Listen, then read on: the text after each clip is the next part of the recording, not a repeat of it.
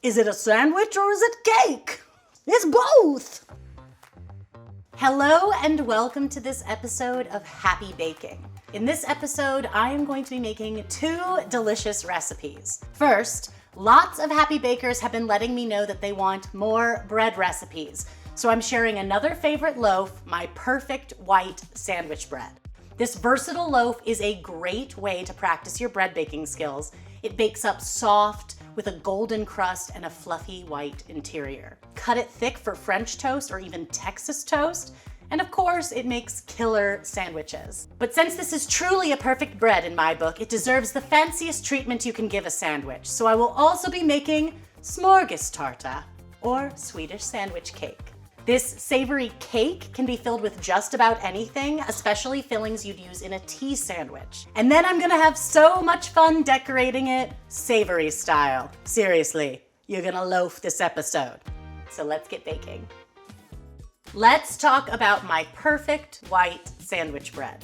Now, I do not use the word perfect lightly. I am truly obsessed with this bread. I make it all the time and typically leave an extra loaf stashed in the freezer. This yeasted loaf is lightly enriched with egg, milk, butter, a small amount of sugar, and sour cream or yogurt. It produces a soft crumb structure that is perfect for everything from PB&Js to tuna melts to club sandwiches. The final loaf stores well, freezes well, and toasts beautifully. Personally, I like to bake this in a 9 by 4 inch or 23 by 10 centimeter Pullman pan, which is a taller, straight-sided pan that makes a more perfectly square loaf. That particular shape will come in handy when building the sandwich cake later. But if you don't have a Pullman pan, and never fear, you can also bake this in a regular 9 by 5 inch or 23 by 13 centimeter loaf pan. The loaf will be a little more imperfect in shape, but no less delicious. All right, let's mix it up. Pour the water into the bowl of a stand mixer fitted with the dough hook. Sprinkle the yeast over the water and mix with a small spatula to combine. Let it sit for 5 minutes. In a small saucepan, heat the milk to about 110 degrees Fahrenheit or 45 degrees Celsius over medium-low heat. You can also do this in a liquid measuring cup in the microwave if you'd rather. Add the bread flour, dry milk, sugar, and salt to the mixer bowl. Then add the warm milk, butter, egg, and sour cream or yogurt, and mix on low speed for 4 minutes, or until a soft dough comes together around the dough hook. Stop and scrape the bowl well, then mix on medium speed for about 3 minutes more until the dough is super smooth. Transfer the dough to a greased medium bowl. Use both hands to turn the dough around a little bit so it's lightly coated on all sides, and then gently tuck it under itself to slightly round it inside the bowl. Cover the bowl with plastic wrap and let the dough rise for 45 minutes to 1 hour until visibly puffy and almost double in size. My dough is ready to rise, but thanks to the magic of television, it's risen! Now that my dough has risen, I can shape it. And this is a pretty easy shaping method, in part because when you're making a loaf, the pan really contains the dough and makes the shape for you. That said, we do want it to be as even as possible, so that's what we're gonna be focusing on. This dough is also not super sticky, so I don't typically need a lot of flour when I'm working with it, but I have some nearby just in case. Oh, look how beautiful that dough is. Okay, the first thing I'm going to do is use my fingertips to stipple the dough, making a roughly rectangular shape. Okay, now that I have that rectangular shape, I'm gonna start folding the dough along one of the longer sides. I usually start with the side that's furthest away from me, and I'm gonna start folding it over itself using my fingertips to firmly seal. So I'll take that end piece and I'll bring it up and over and pinch it really well. I'm gonna continue this process, folding the dough over to form a roughly log shape. But as I work, the dough is gonna start getting longer and longer, and I wanna make sure it doesn't get longer than the pan itself. So occasionally as I'm folding over, I'm gonna take those end pieces and kind of fold them in to help control the length of the loaf itself. So I'll keep folding it over, getting a little long again, so I'm gonna fold those ends in, folding it over, All right, now I have a nice log shape, and I have kind of this one little piece of dough left at the bottom.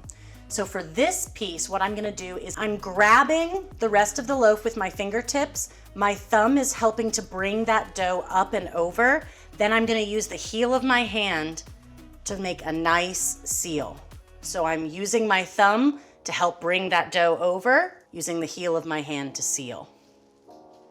And when you see bakers doing this, typically, it's real fast. It's like, so I've got a nice even log shape, so I'm gonna go ahead and place it into my greased pan. And one thing to remember whenever you are putting a loaf into a loaf pan, the act of lifting it up and putting it in the pan is typically going to elongate that loaf slightly. So I typically just try to make sure that my loaf is a little smaller to allow for that. I am going to cover this with some plastic wrap, and now it needs to rise. For the Pullman pan, the dough needs to rise to about a 1/2 inch or 1 centimeter from the top edge of the pan. For a standard loaf pan, the dough should rise all the way to the top edge of the pan. This is gonna take about an hour to an hour and 30 minutes. It's really important that you don't rush the proofing process. If the dough hasn't risen enough before baking, you are not gonna get a nice sandwich-sized loaf, and the crumb structure is going to be dense. I'm gonna take this to my little proof box to get it rising. This episode of Happy Baking is brought to you by my friends at Sundays for Dogs. Come on. If you've been following me for a while, you know I am a major puppy lover. And right now, the #1 pooch in my life is my brother's dog, Maggie. We have girls' weekends at my place all the time. I've switched Maggie and my brother over to Sundays for Dogs. It was a simple choice, and the ingredients are simple. Beef, turkey, chicken, blueberries, spinach, all ingredients that you'll find in my Happy Baking fridge. As a baker, I find the process behind Sundays for Dogs so cool. The ingredients are slowly air dried and cooked at a super low temperature to maintain flavor and nutrients. I feel like I'm serving Maggie something that I baked. I love that I can keep a bag of Sundays for Dogs at my place for all of Maggie's visits. It's super easy to feed her, just open the bag and pour. What do you think of Sundays for Dogs, Maggie? This stuff is great, Aunt Erin! Thanks so much! Take it from Maggie and I, start feeding 100% meat and superfoods that your dog deserves. Get 50% off your first order at the link below. Thanks, Sundays for Dogs. Now back to baking. All right, my loaf has risen, and as you can see, it's right up about a 1/2 inch or 1 centimeter from the top edge of the pan. And that's really, really important, or we're not gonna get it to rise all the way to the lid and be a perfectly square loaf. That square slice shape makes it so much easier to make a really nice, even, straight sandwich cake later. If you're using a Pullman pan, lightly grease the lid, and then I'm just gonna slide that lid on. I'm gonna bake the bread at 350 degrees Fahrenheit or 175 degrees Celsius with the lid on for 30 minutes.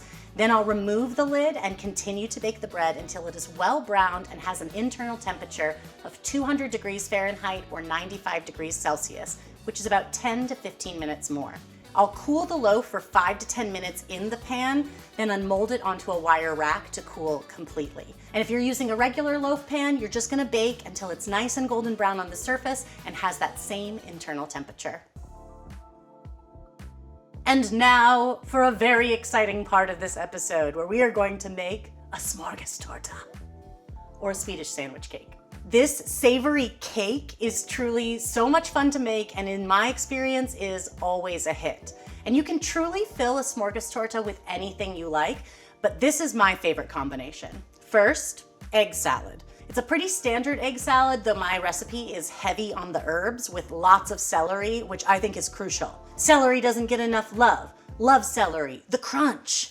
One thing I do is to mash the eggs a bit more than usual, as this helps to thicken the egg salad and makes it a bit more sliceable after sandwich assembly. I also make a whipped cream cheese spread. This serves as sort of the frosting on the outside of the cake. To make it, in the bowl of an electric mixer using the paddle attachment, I beat cream cheese on medium speed until it's light and fluffy, about 3 to 4 minutes. Then I add Greek yogurt, lemon zest, and freshly ground black pepper and mix it until combined. You could also add finely minced vegetables and make sort of a veggie cream cheese spread or an herby cream cheese spread. Both of those would be really good too. Then here are the other things I like to put in my sandwich cake. Smoked salmon, avocado, cucumber, and sprouts. But again, you can really go crazy here and build the sandwich cake of your dreams. Typical tea sandwich fillings are especially good in this application. When you have all your fillings ready, you can assemble your cake. So I don't actually specify this in the recipe, but you can use a little bit of the cream cheese spread just to adhere your first pieces of bread to whatever you're building it on. And I like to build it right on a board or serving platter because then it can go straight from the fridge to the table. Spoon about 100 grams or a half cup of the cream cheese mixture onto the bread and spread it into an even layer, especially focusing on covering up the seams between bread slices. I like to sprinkle capers over this first layer. Again, you can flavor it how you like. Then I'm gonna arrange the smoked salmon in an even layer over the cream cheese and place 4 more slices of bread on top.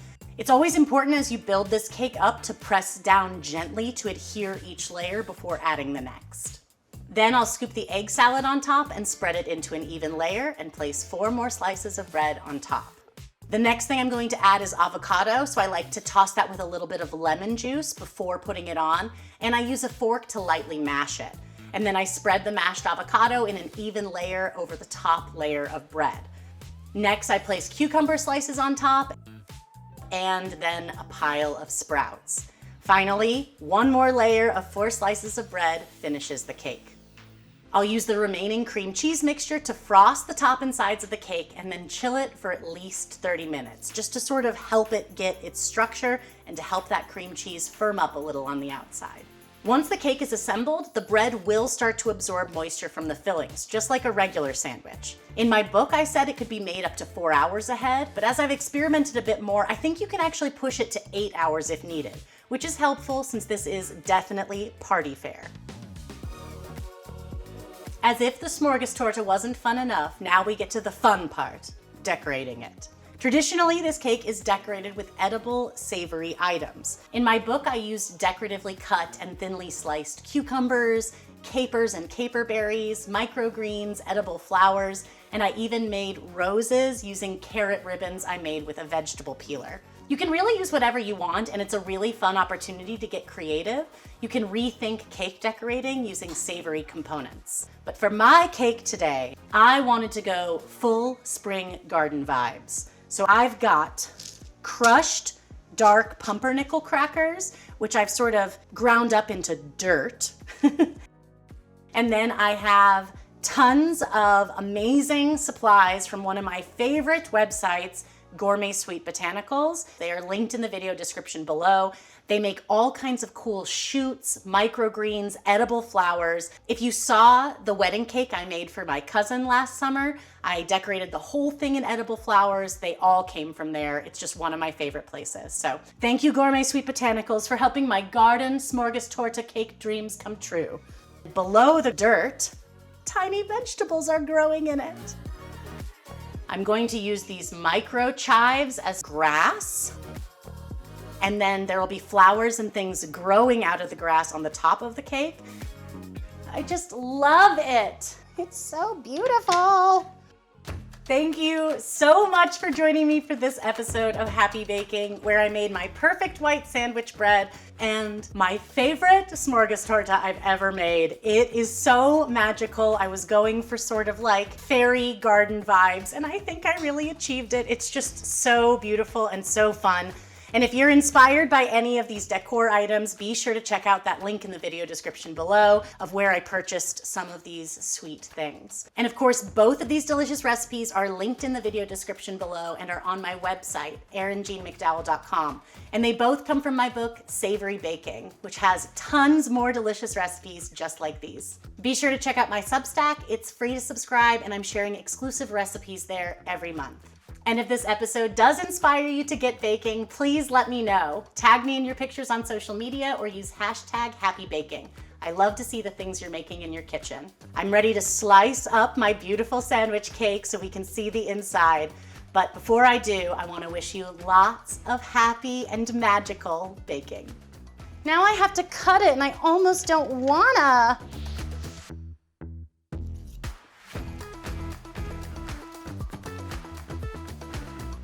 like one big tea sandwich with flowers on top.